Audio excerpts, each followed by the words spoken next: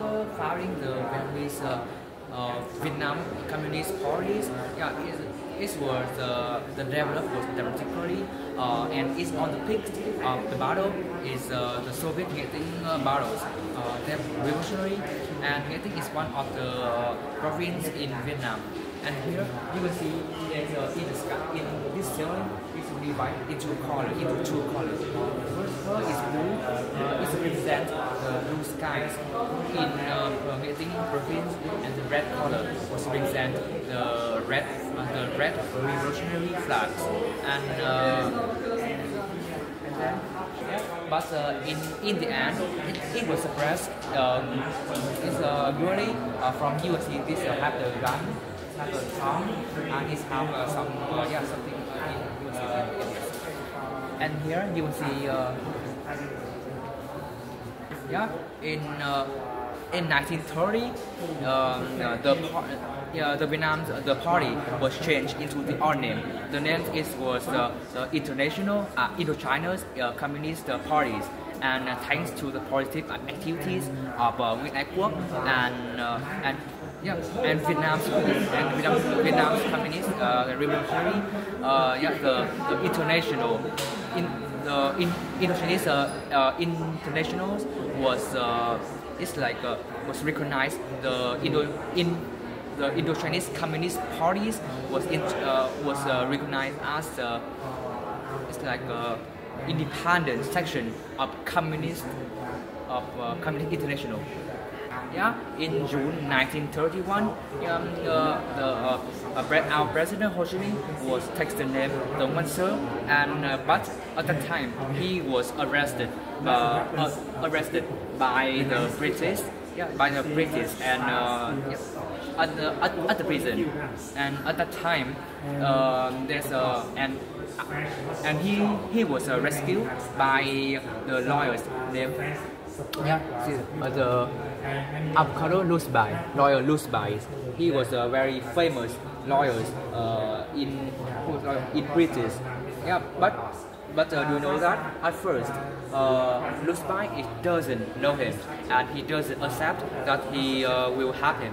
But when he went to the prison and invite him, he was very touched by his patriotism, and and when she looked at the appearance of him with the skinny body and the bright eyes, he would decided they all decided he will help him and he will help him. But at the night hearings,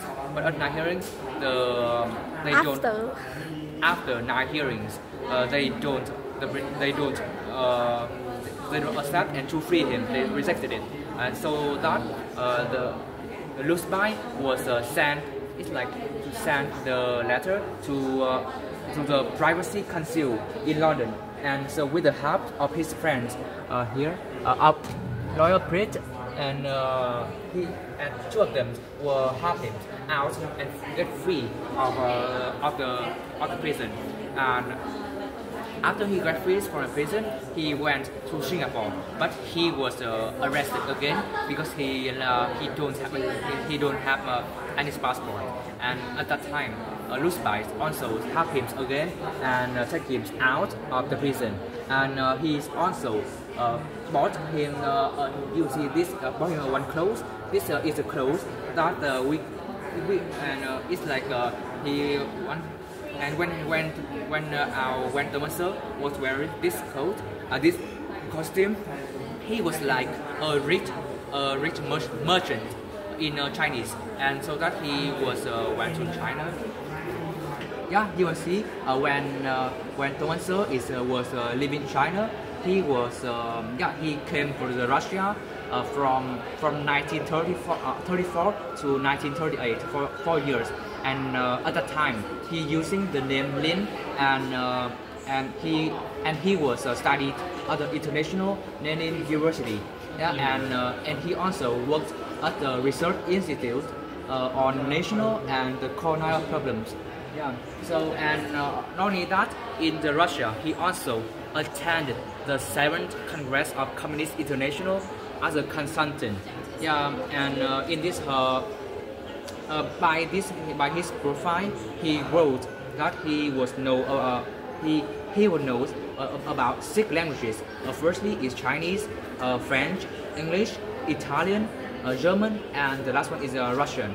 And yeah, and he also wrote that he could use the Chinese and French at his mother tongue, because he can communicate and write down all the words, and he also can was like create a poem when he was very small, because he was know all these languages when he was small. Yeah, and